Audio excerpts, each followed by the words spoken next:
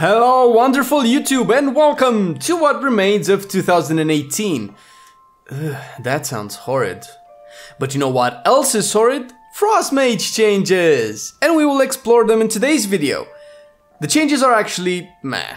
But Blizzard is dying, so we will call them out of touch. This is all false, by the way. I just like to incite chaos and discord in the comment section. Last week we've seen the changes to Fire Mage and how fire actually performs. Looking at last week's Warcraft logs, we can clearly see Frost was quite a ways behind Fire. If we take another glance, go on, look, I'll wait. We can see that when it comes to mythical deer, Frost is kissing Fire's butt.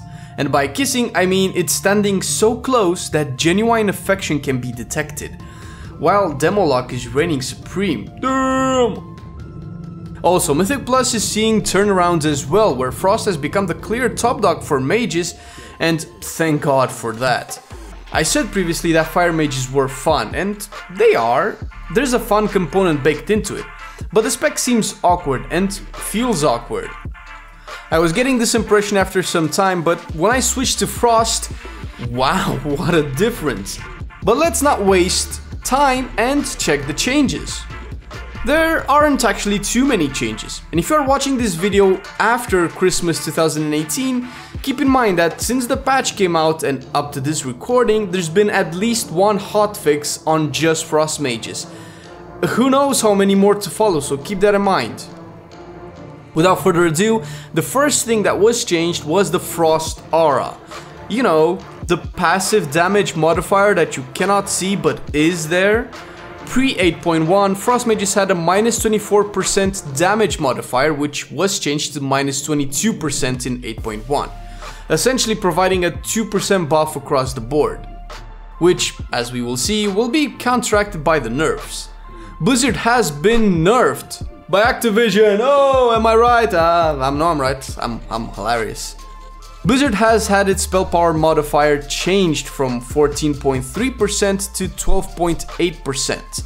Of course, this is still multiplied by 8 for the total number of Blizzard damage, so from approximately 114 spell power damage, we get 102 in 8.1. But at least its range was increased from 35 yards to 40 yards. Also, the chill on Blizzard has been reduced from 15 seconds to 3. What the fuck did they think when they made a chill effect last for 15 seconds? I'm talking about PvP mostly here, but I would like to talk to the guy that thought, oh yeah, 15 seconds sounds about what we envisioned Frost to be like. 15 seconds, that's longer than a corruption's duration. And you know what?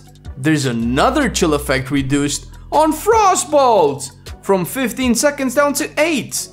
15 freaking seconds. Another spell that was addressed was Frozen Orb, and of course its damage component has been nerfed. It previously had 17.3% spell power damage, which was lowered to 15.5. Oh, and guess what? That 50% slow that lasted 15 seconds? Yeah, that was nerfed to 30% slow that will last 3 seconds. Listen, I get that Frost Mages might be upset that they cannot slow down the universe anymore. But if you are a melee class, you are probably relieved to get rid of this shit.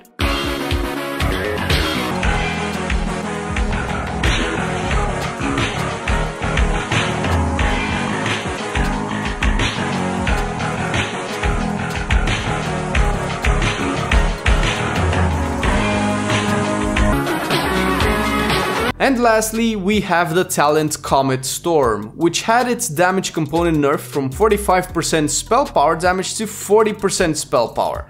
A decent chunk nerf, to be honest, but hey! I don't really have a meaningful thing to say since I wasn't playing Frost Mage in 8.0. I'm just a guy reading threads. It still feels a bit weird since Warcraft logs wise, Frost was behind a lot of the specs and was always staying below average in mythical deer. But of course that all changed. For one thing, on December the 17th, we had a hotfix that increased Frost damage by 3% across the board. Of course, the math is a bit complex, but the devs are saving us the trouble of our conflicted little minds and just giving us the overall number.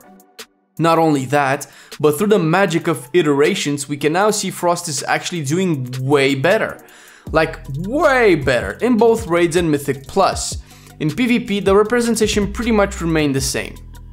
Okay, 1% higher, but that doesn't mean anything. Fluctuations like this exist, and we might yet still see them change until the raid comes out. People are trying out their specs, which, although changes seem minor, some have had multiple spells and talents and traits changed. Does this mean Frost is better than Fire and Arcane? Of course not. Does this mean that Fire and Arcane are better than Frost? Of course not. Is this vague and confusing? Of course not. Listen, if you're a top-end Mythic Raider or you want to push world first highest keys, you should probably know what's best and what's not by now. At the highest levels, numbers matter. But the kit that each class brings matters as well. So what's really important is that your spec is not at the bottom of the list. Sorry Arcane, this doesn't apply to you. You are utter shit. It's not me saying this, it's the people. And the people are always right. All jokes aside, Frost is really good in 8.1. For the average Joe, me included, it's enough to do any content I choose and have fun doing it. It's currently sitting at the top for mages, but who knows what next week will bring. Unless Blizzard does a huge nerf or buff overall for any of the mage specs, things will most likely stay the same. And before you go, I forgot to tell you about the Azerite. Woohoo, Azerite. Yeah, there's no magic happening here actually. Winter's Reach has been replaced with Flash Freeze, the new trait that will make your icicles do extra damage and give them a 5% chance to proc Fingers of Frost. The other new trait is Quick Thinking. This is a general trait on the inner ring. This will make your instant cast spells heal you in return. Essentially, this is a sustain trait that obviously works only with instant cast spells.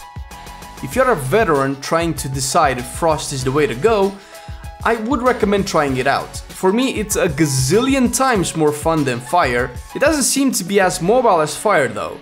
We need to hardcast a bit more and we lack a spell that we can cast while moving, such as Scorch. If you are a new mage thinking about what spec to play, then Frost is really reliable. You can pretty much tackle all types of content and be relevant. And the good thing about mage is that one spec will always be relevant. Although in saying this, it feels like I'm jinxing it, sorry, making Blizzard prove me wrong in the next patch. Frost Mage has a few weak points, but maybe not as evident as other classes. Although we have very strong single target hitting spells like Glacial Spike, our actual single target burst is not that great. Speaking of Glacial Spike, which is a talent, the spell helps us make our rotation a bit more fluid because outside this talent it's a bit too reliant on procs. And although it's not as bad as some other classes, it can still feel bland at times. Lastly, when it comes to AoE or cleave, you actually have to talent into it. Although I don't really want to see this as a weakness, the level 90 row which has the cleave talents has only cleave talent, so there's really no way of avoiding it. Some things can be said about Comet Storm. Its damage is really good for stacked cleave, but if the targets are further than 6 yards apart, your Comet will hit only one target. It still seems to be one of the most popular talents on the row, but it's not the only viable one.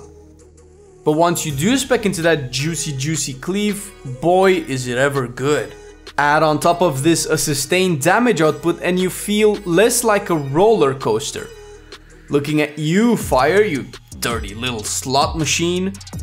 If you take Shimmer, and you should take Shimmer, you will increase your mobility exponentially, since Shimmer allows you to blink while casting.